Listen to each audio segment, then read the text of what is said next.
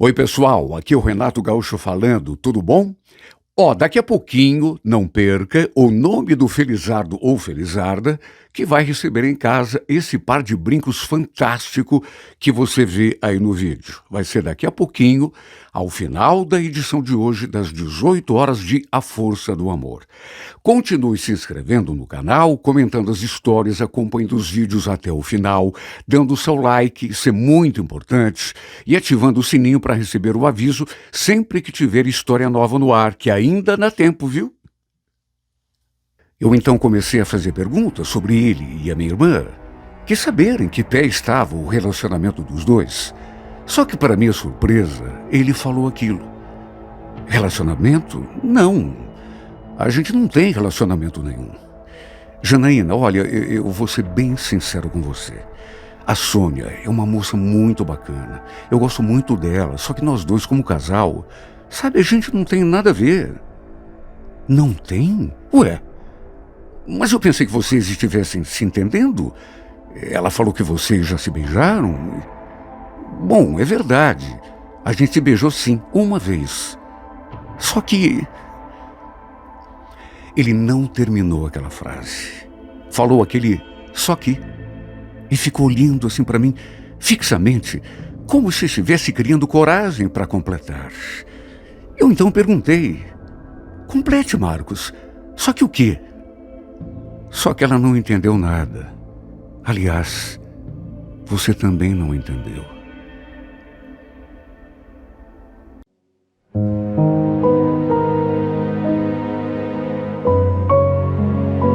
Renato Gaúcho apresenta A Força do Amor.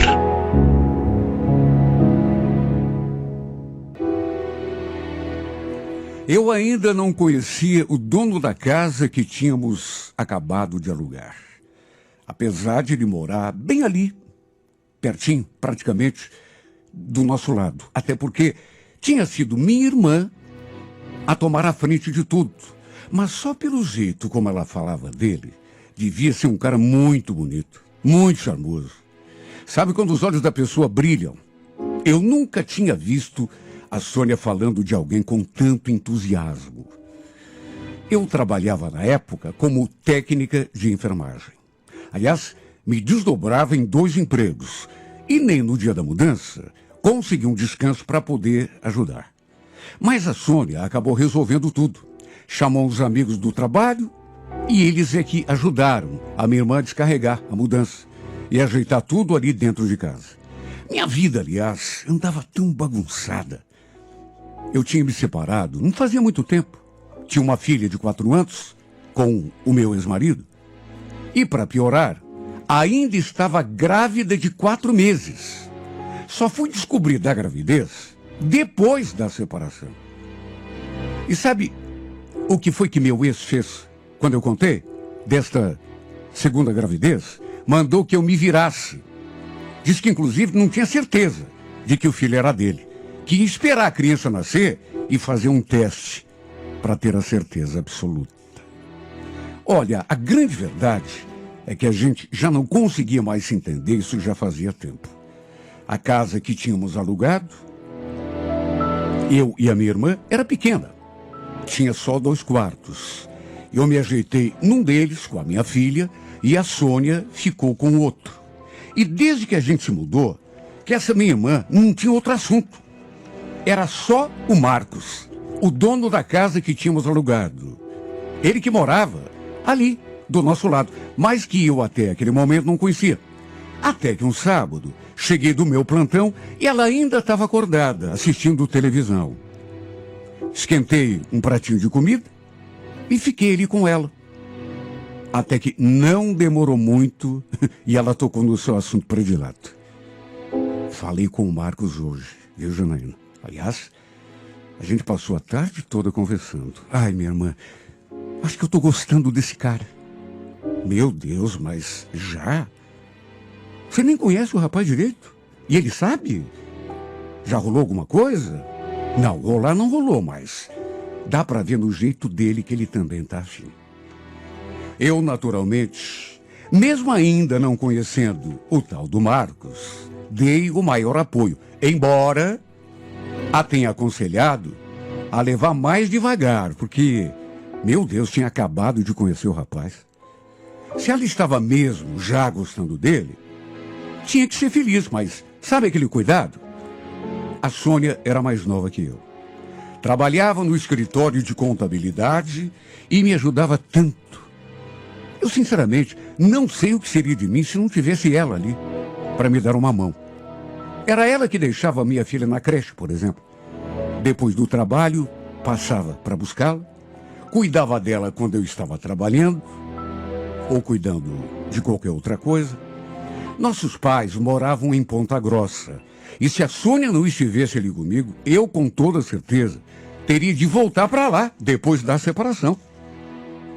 Enfim, fomos tocando a vida, eu me desdobrando nos meus plantões, até que um dia acabei conhecendo o tal do Marcos, finalmente. Lembro que eu estava de folga naquela quinta-feira, porque, por conta do pré-natal, tinha consulta e exames para fazer.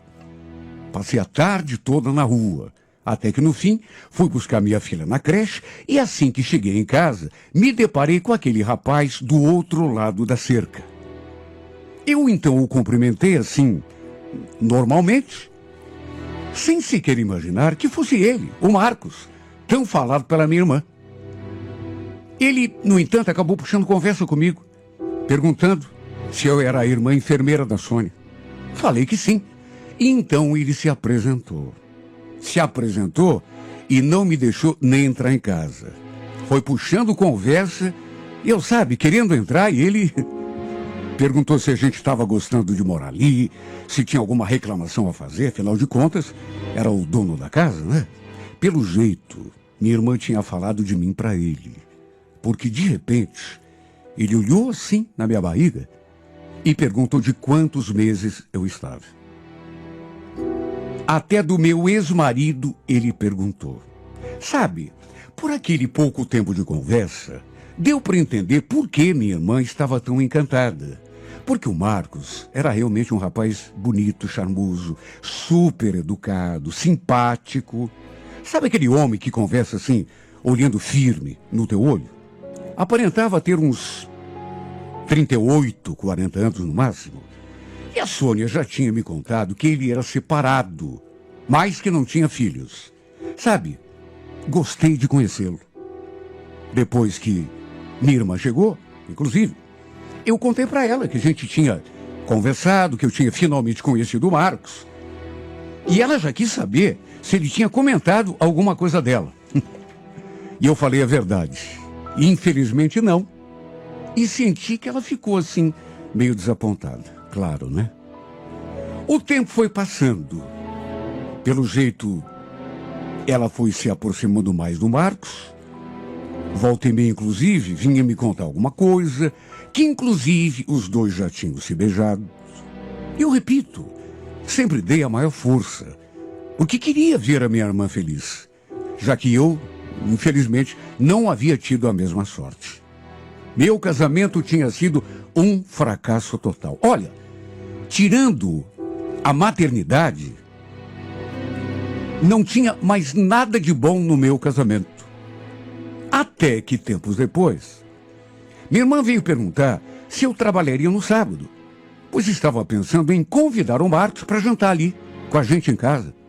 Falei que estaria de folga, mas que não tinha problema, que ficaria no quarto com a Camila, até para não atrapalhar o encontro deles, né? E foi o que fizemos. Só que assim que ele chegou, deve ter escutado a voz da minha filha no quarto, depois eu pedindo para ela fazer silêncio, e acredite quem quiser, fez questão de pedir que a Sônia fosse lá, chamar a gente para jantar com eles também. Olha, eu até tentei evitar, só que não teve jeito. Minha irmã ficou tão brava comigo, ficou me fuzilando com o olhar o tempo todo, por estar na cabeça dela, atrapalhando a sua noite com o Marcos. Principalmente porque, em vez de conversar com ela, ele ficou puxando assunto comigo. Juro por Deus, eu fiquei tão sem jeito. Depois que ele foi embora, ela me passou o maior sermão. Falou que eu tinha atrapalhado a sua noite, que eles nem tinham podido conversar direito. Pedi desculpas, disse que não tinha sido culpa minha, afinal, eu estava no meu quarto, ele que fez questão de me chamar. Eu realmente não tinha culpa. Foi ela mesma quem foi lá me chamar no quarto, a pedido dele. Mas se ela não tivesse ido, eu com toda certeza nem teria aparecido ali na sala. Tempos depois, minha irmã viajou a Ponta Grossa para resolver uns assuntos e ela iria levar a Camila junto. Só que na última hora, eu consegui uma folga naquele final de semana e ela acabou indo sozinha. E no domingo, para minha surpresa, o Marcos veio bater a minha porta. Falei que a Sônia não estava. Contei que ela tinha ido a Ponta Grossa e ele retrucou. Eu estou sabendo. Ela falou mesmo que ia. Na verdade, eu vim aqui para conversar com você, Janaína. Eu queria te fazer um convite. Convite? Ué, que convite? Vocês conhecem Piraquara? Falei que não. Até porque não conhecia mesmo. Na verdade, não conhecia nenhuma cidade da região metropolitana. Era só Curitiba e olhe lá. Ele falou então que a sua família tinha uma chácara ali na região e perguntou se eu e a minha filha não estávamos a fim de conhecer, passar o dia lá. Segundo ele, minha filha ia adorar e que ia fazer bem até para o bebê que eu estava esperando.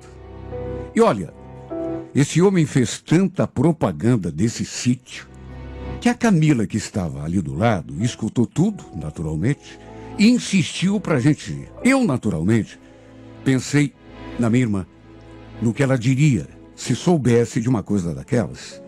Mas ele também ficou insistindo tanto que no final, até para não parecer indelicada, resolvi aceitar. Naquelas alturas, eu já tinha entrado no 8º mês de gestação. Minha barriga, acho que não preciso nem dizer, estava enorme. A gente arrumou e pegamos a estrada. E olha, realmente ele tinha razão. Um lugar muito agradável, bonito. A Camila adorou. Inclusive a gente almoçou por ali.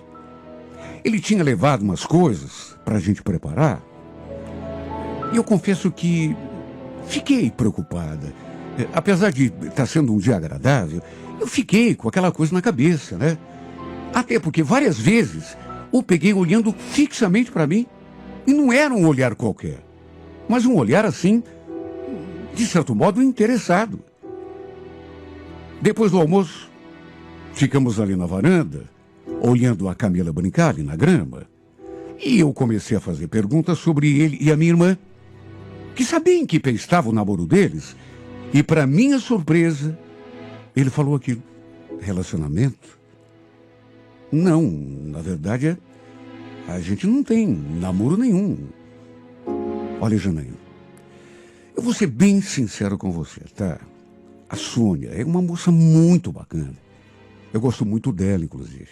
Mas nós dois, eu e ela, como casal, tem nada a ver.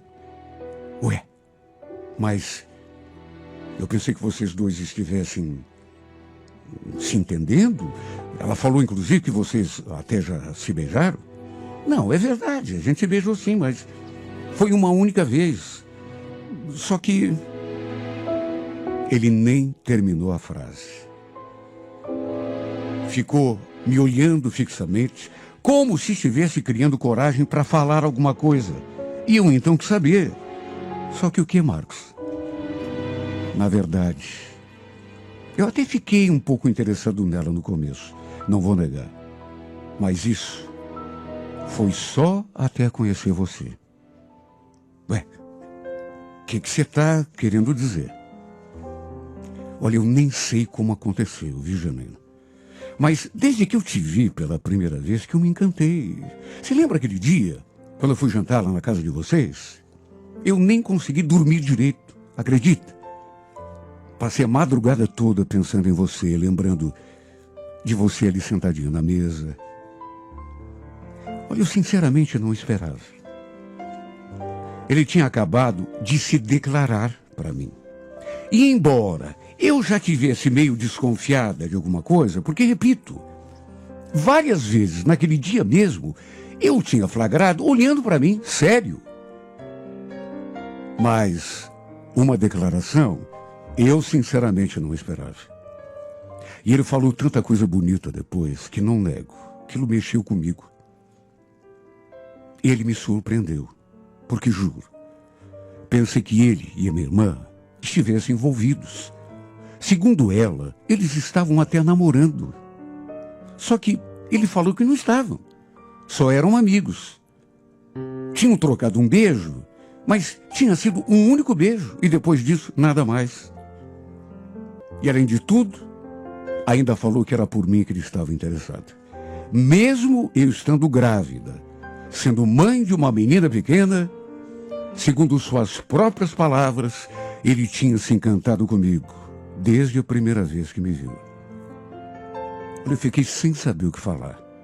Ele chegou a dizer: olha, se você deixar, eu posso cuidar de vocês duas. De você e da Camila.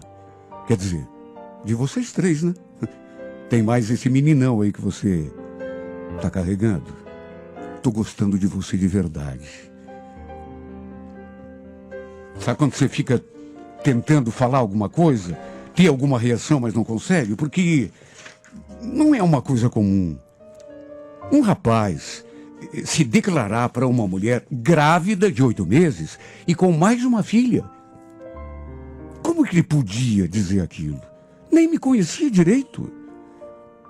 Tínhamos nos visto e nos falado tão pouco. Aquilo me pegou de um jeito que eu fiquei sem palavras. Mesmo assim, cheguei a dizer que ele talvez estivesse confundindo as coisas, que na verdade, quem era apaixonada por ele era a minha irmã e não eu. Só que ele falou que não queria nada com ela. Chegou a ficar até meio exaltado. Será que você não entendeu ainda? Eu gosto dela como amiga.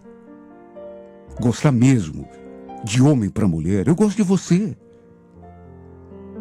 Se você, por exemplo, me der um fora, você acha que eu vou namorar com a tua irmã? Não vou. Não é dela que eu gosto. Deu para você entender? É claro que eu já tinha entendido nessa altura do campeonato. Mas é que eu fiquei tão sem jeito. Tanto que pedi para ele que a gente fosse embora. E a atmosfera ali dentro do carro ficou tão esquisita enquanto a gente voltava para casa. Tanto que fomos em silêncio praticamente o tempo todo. E assim que chegamos, todo sem jeito, ele pediu desculpas. Disse que não queria ter enchido a minha cabeça com aquelas coisas. E eu lembro que falei: não é para mim que você tem de pedir desculpa, Marcos, mas para a Sônia. É ela que gosta de você. Aliás, essa menina é louca por você. Eu posso dizer, porque ela já falou isso para mim 1 milhão de vezes. Ela está toda iludida, achando que você também está gostando dela. Ele só baixou os olhos, balançou assim a cabeça e falou bem baixinho, como se estivesse falando para ele mesmo: não tenho culpa. Na verdade, eu demorei um pouco para assimilar aquela situação. Tudo aquilo que ele tinha dito. Juro, eu nem ia comentar nada com a minha irmã. Mas aí, ela contou que tínhamos ido à chácara do Marcos. Sabe, eu não ia comentar nada. Na verdade, nem do passeio. Mas a minha filha comentou, assim, que a gente tinha feito no domingo, que tínhamos ido à chácara do Marcos. Meu Deus, minha filha tinha 4 aninhos. Mas sempre foi uma menina assim muito esperta. Sabe, a Sônia olhou tão feio para mim. E quis saber que história que era aquela de chácara.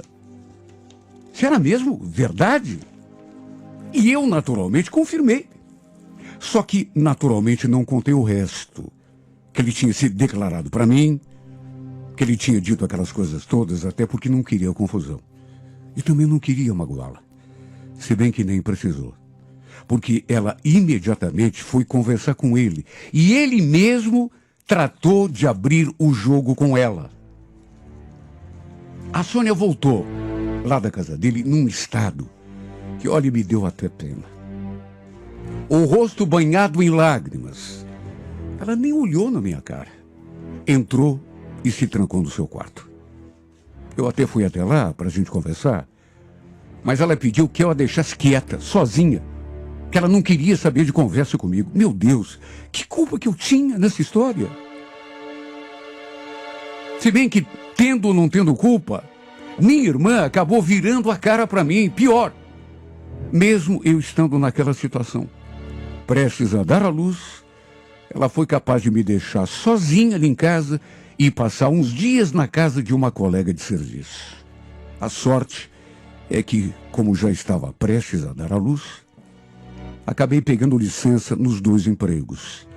Eu vivi ligando para ela, para ver se a gente se acertava, mas ela só me pedia para deixá-la em paz.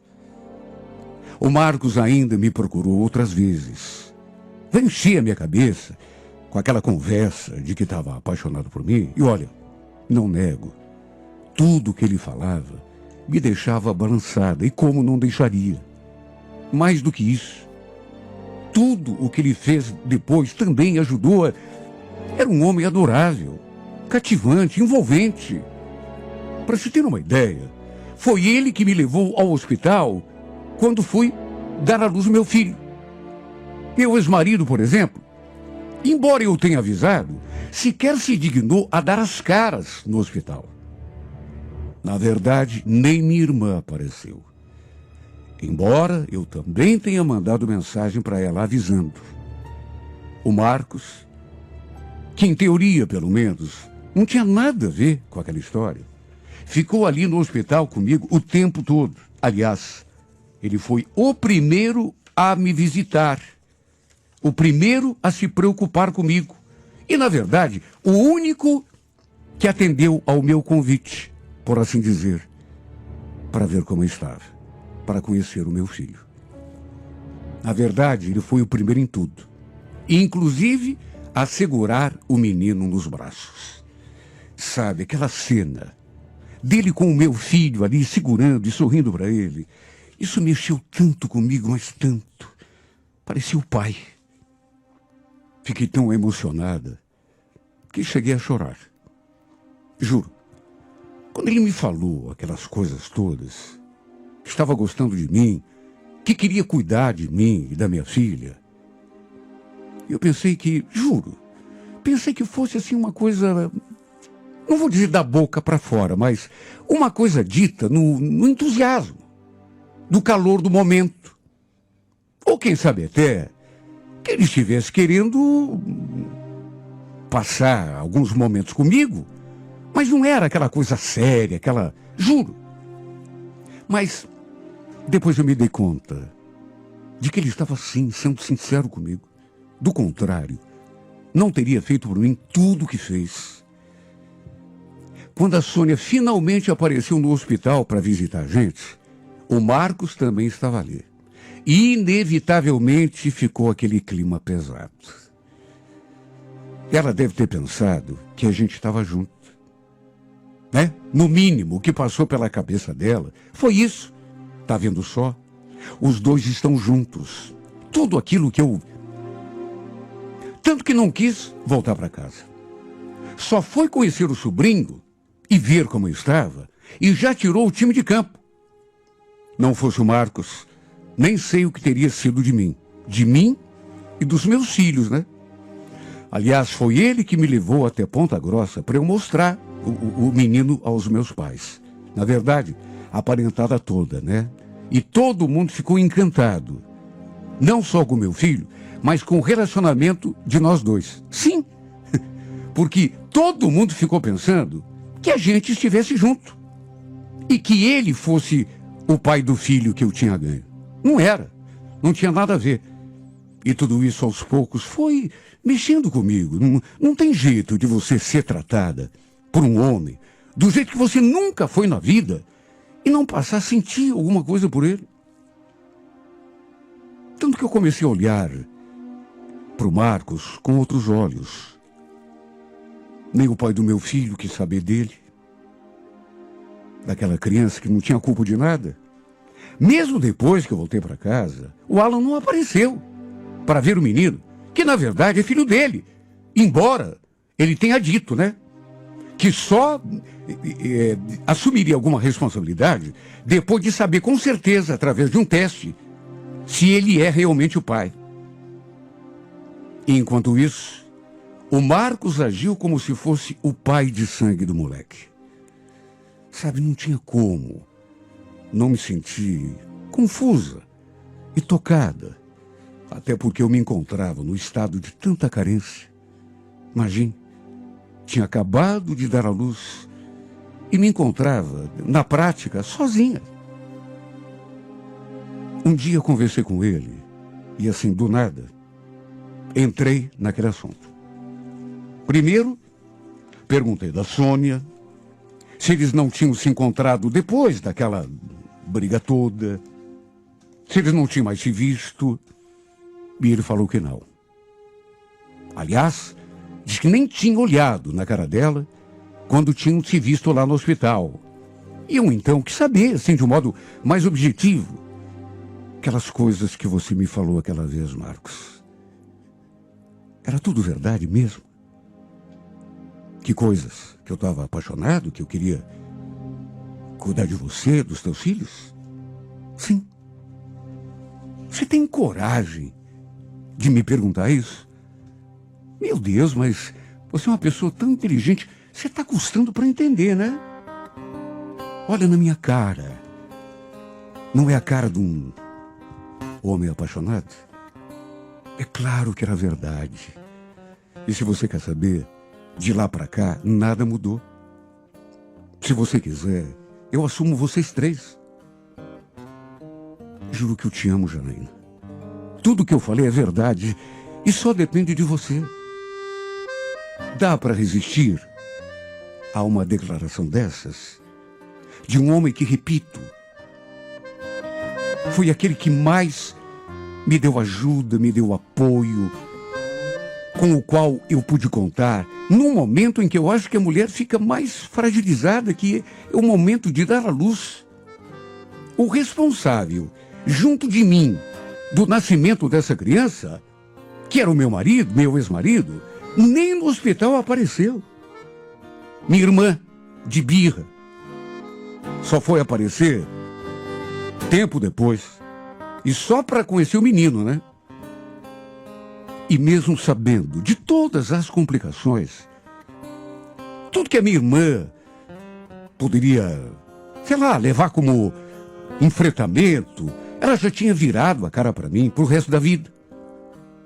Chegou no momento que eu resolvi fazer uma tentativa com ele. Até porque, mesmo que a gente não ficasse junto, ele foi claro o tempo todo. Com a Sônia, ele não ficaria. Isso ele mesmo me falou várias vezes. Não sentia nada por ela, porque era de mim que ele gostava.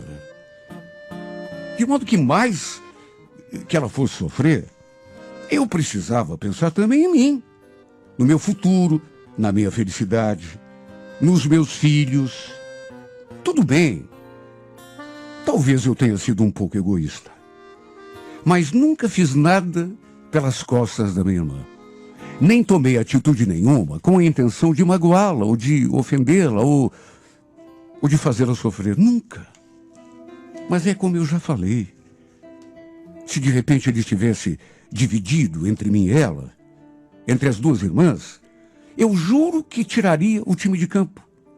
Apesar de tudo. Só que não. Ele foi claro.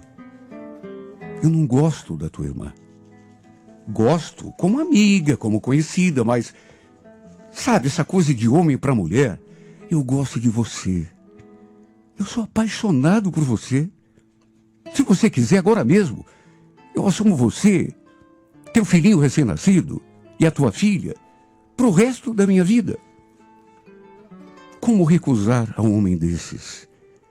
É o que eu me pergunto.